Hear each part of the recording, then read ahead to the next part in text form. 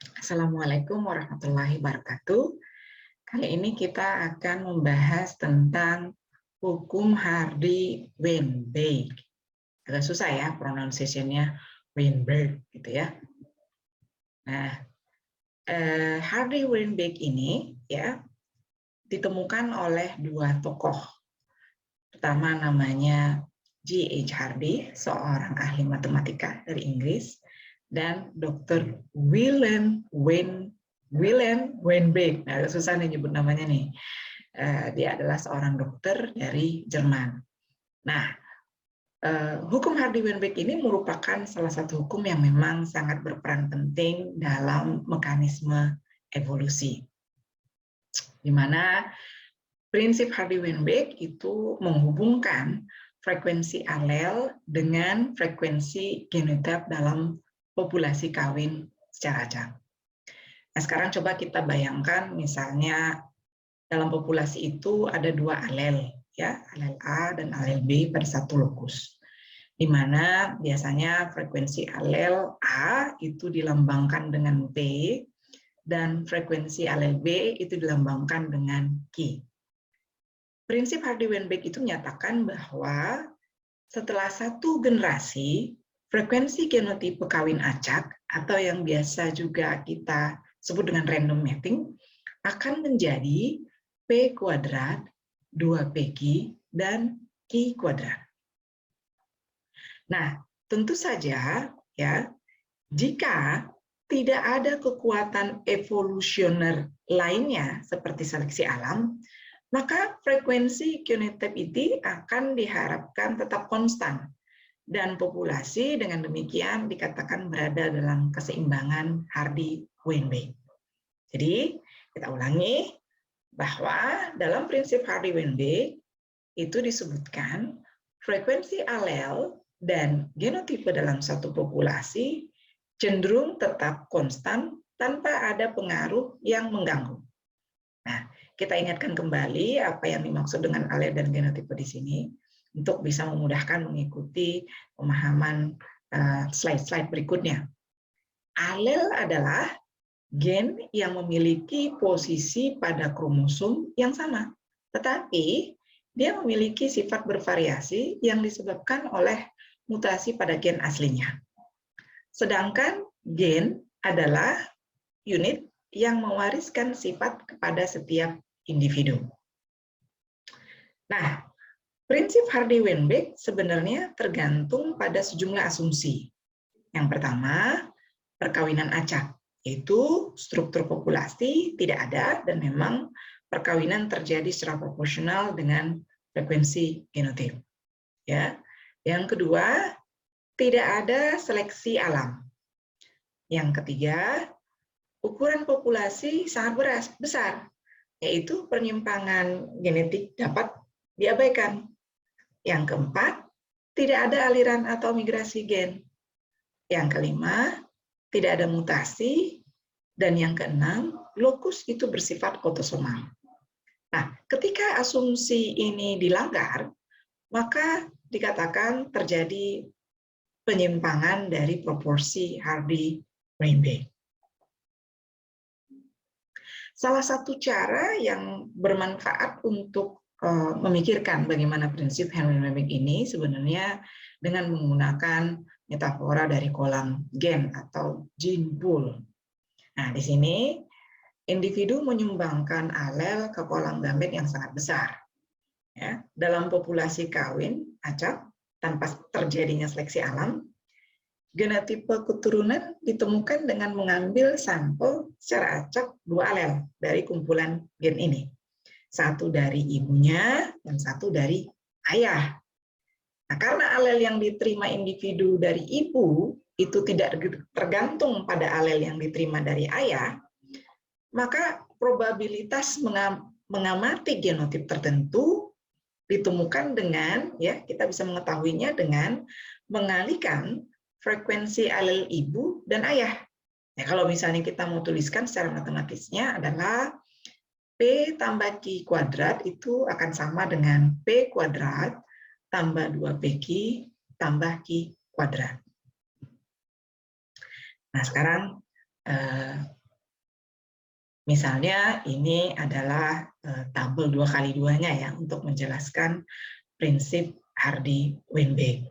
Jadi ada frekuensi alel dari ibu dan ada frekuensi alel yang berasal dari bapak.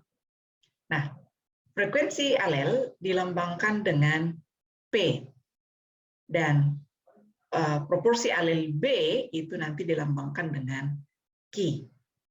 Homozigot AA itu nanti diwakili oleh yang putih ya. Kalau dia AA ini diwakili oleh yang putih, yang P kuadrat. Sedangkan yang heterozigot PQ gitu ya. Nah, kita lambangkan dengan warna abu-abu. Sedangkan yang homozigot ya itu biasanya BB gitu ya, diwakili sama warna kuning emas ini. Nah, daerah yang diarsir sebanding dengan probabilitas bagaimana kita mengamati genotype biasanya ya. Biasanya ini yang P kuadrat atau yang AA yang dominan itu akan ditemukan lebih banyak dibandingkan dengan yang Q kuadrat. Nah, dalam hal ini yang homozigot tetapi yang BB tadi ya, dia biasanya akan lebih sedikit di populasi. Nah, perhatikan bahwa ada dua cara sebenarnya ya seseorang dapat menjadi heterozigot. Nah, heterozigot itu berarti AB ya. Nah, di sini kita buat notasinya PQ. Ya, mereka bisa mewarisi alel A dari ibu dan bisa juga mewarisinya dari ayah. Ya, sehingga tadi masing-masing ayah dan ibu itu mewariskan A dari ibunya, B dari ayahnya. Nah, persamaannya dapat kita tulis P tambah Q ya sesuai dengan prinsip Hardy-Weinberg tadi. Dia harus tetap konstan, berarti harus sama gitu ya. Maka P tambah Q itu sama dengan 1 ya, baik dari ayah alel A, alel B atau P dan Q itu 1 ya, berada dalam satu lokus ya. Itu 1. Atau P kuadrat tambah 2PQ tambah Q kuadrat sama dengan 1. Nah, gen biasanya kan mempunyai dua alel ya, A dan A besar ya, A besar dan A kecil.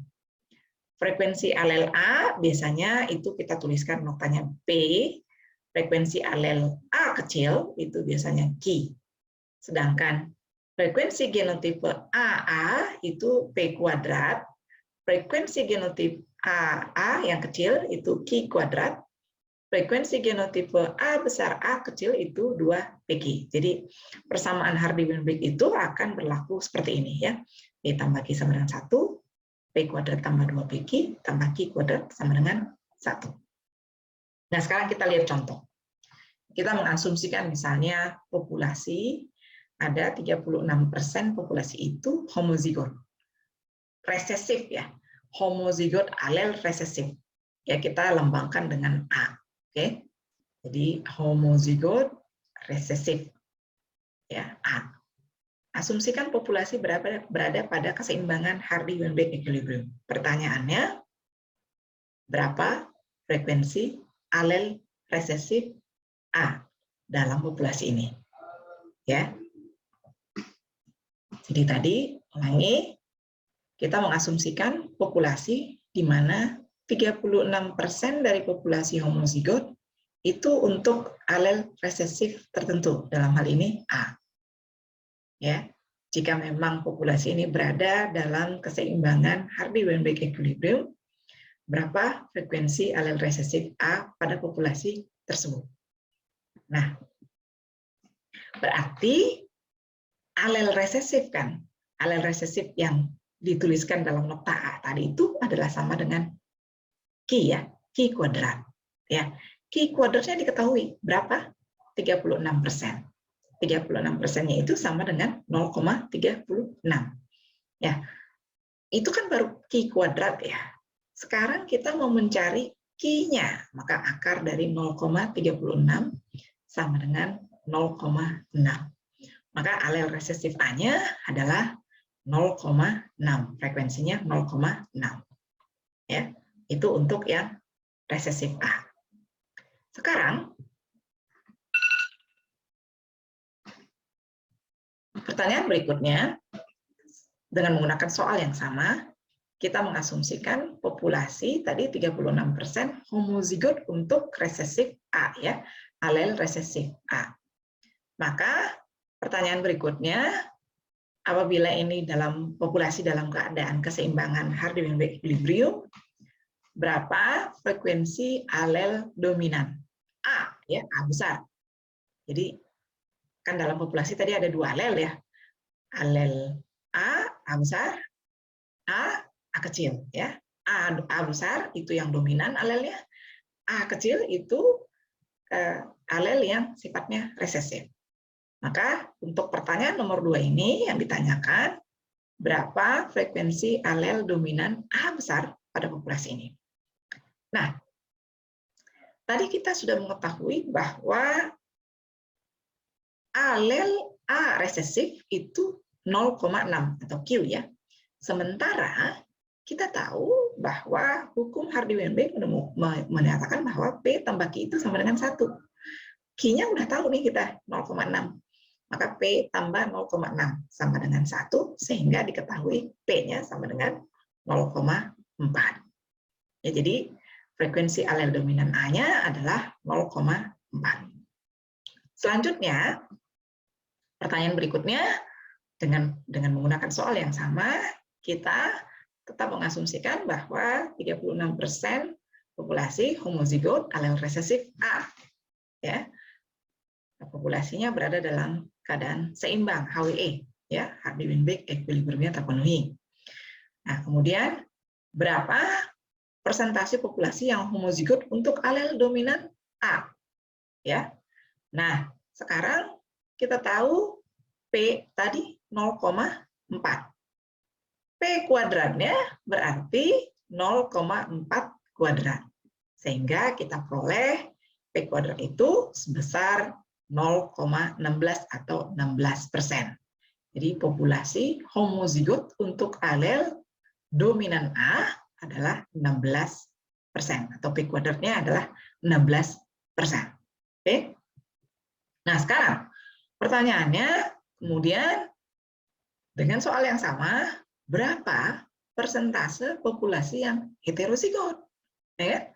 Nah, sekarang kan kita bertanya mengenai genotipnya. Genotipnya itu kan ada yang homozigot dominan, ada yang heterozigot, dan ada yang homozigot sifatnya resesif. Ya, jadi sekarang kita cari tahu yang 2P Q. P-nya sudah kita ketahui tadi 0,4, sedangkan Q-nya adalah 0,6.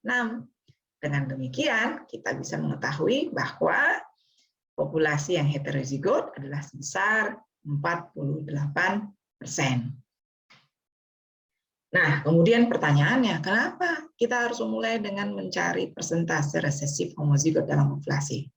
Jawabannya, karena tidak mungkin kita membedakan homozigot dominan AA dari homozigot A besar, A kecil, heterozigot, ya, hanya dengan melihat fenotip ya. Jadi harus dilihat nih, harus diketahui dulu resesif homozigotnya, baru kita bisa mengetahui informasi lainnya, gitu ya.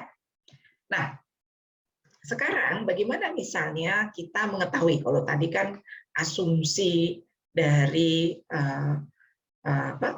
genotipe yang ada di populasi, kita asumsikan HWE, gitu ya, dalam keadaan seimbang, gitu, Hardy-Weinberg equilibrium.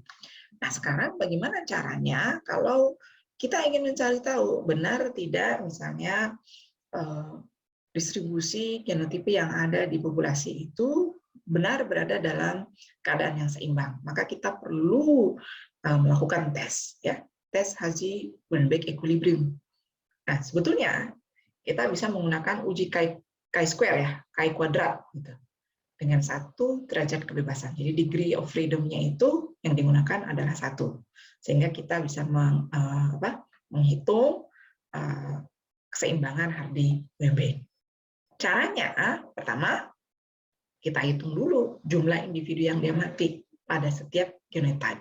Ya. Setiap genotype itu dihitung dulu jumlahnya ada berapa.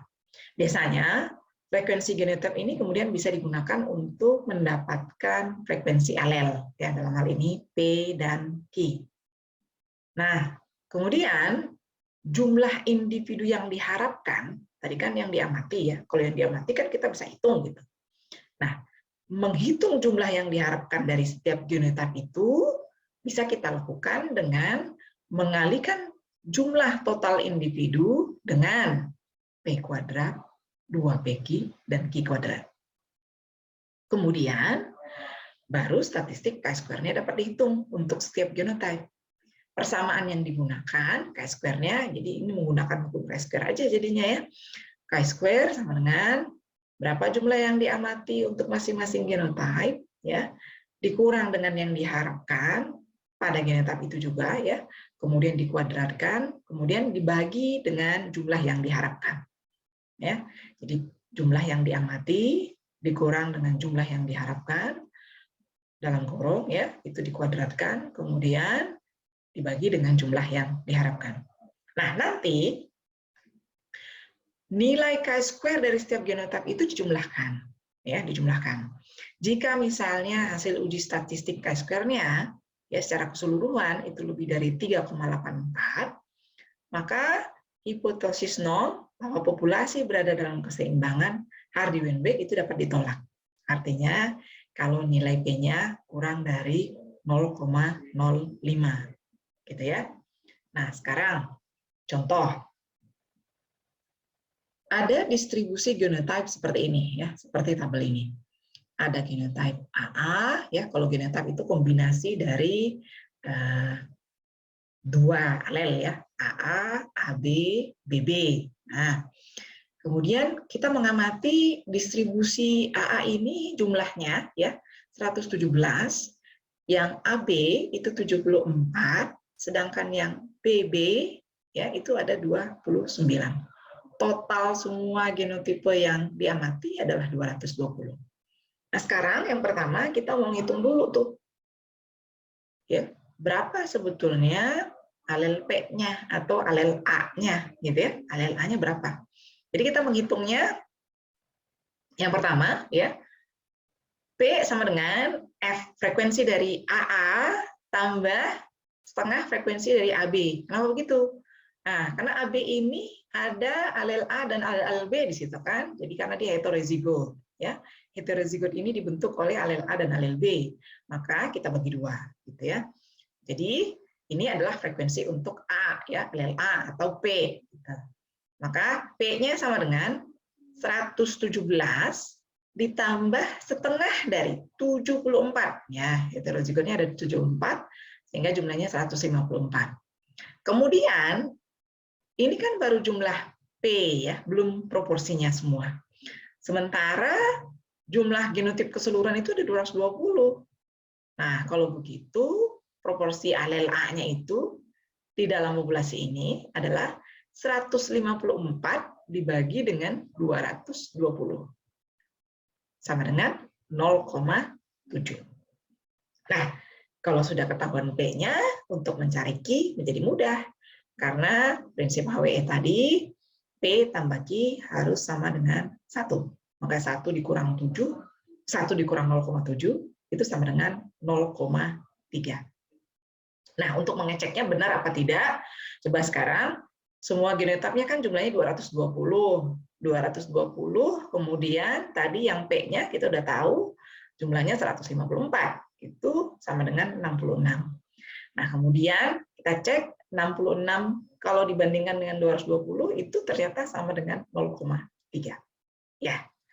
Dengan demikian kita tahu bahwa frekuensi alel P itu 0,7 dan Q-nya 0,3 dari sini ya. Dari informasi mengenai genotipe, frekuensi genotipe yang diamati. Nah, sekarang kita mau menghitung ya apakah frekuensi genotipe ya, distribusi genotipe yang ada di populasi ini berada dalam keseimbangan HWE atau tidak. Nah, kita pakai uji chi-square ya. Sekarang karena frekuensi alel P-nya 0,7 dan Q-nya sudah diketahui juga 0,3, sekarang kita mencari ya berapa jumlah individu yang diharapkan, yang expected. Di sini sudah saya hitung ya, cuma sekarang kita coba jelaskan ya. Berapa jumlah individu yang diharapkan. ya yang diharapkan pada setiap genotipe. Bagaimana nih cara mendapatkannya, gitu ya? Nah, caranya jumlah individu yang diharapkan ini ya bisa dihitung dengan setiap genotip itu dihitung dengan mengalikan jumlah individu dengan P kuadrat ya AA gitu ya, 2PQ AB dan Q kuadrat dalam hal ini BB. Nah, gimana caranya tuh? Nah, AA gitu ya, AA yang ini akan AA-nya. AA itu kita ketemunya kan 117 nih yang diamati. Maka karena tadi ini adalah P kuadrat ya, P kuadrat AA. AA P kuadrat. Maka distribusinya P-nya tadi alelnya ada 0,7. Maka 0,7 kuadrat ya, 0,7 kali 0,7 dikali 100 mohon maaf. 0,7 kali 0,7 dikali 220 ya, 0,7 kali 0,7 kali 220 dapatnya 107,8 ya. Kemudian hal yang sama untuk yang AB, tetapi kalau AB ini kan 2PQ ya, bukan P kuadrat ya. Kalau yang ini pakainya 2PQ. Ya ini yang P kuadrat, ini yang 2PQ, dan yang ini yang Q kuadrat. Jadi ini 2PQ nih. 2 kali 0,7 kali 0,3 ya kali 220.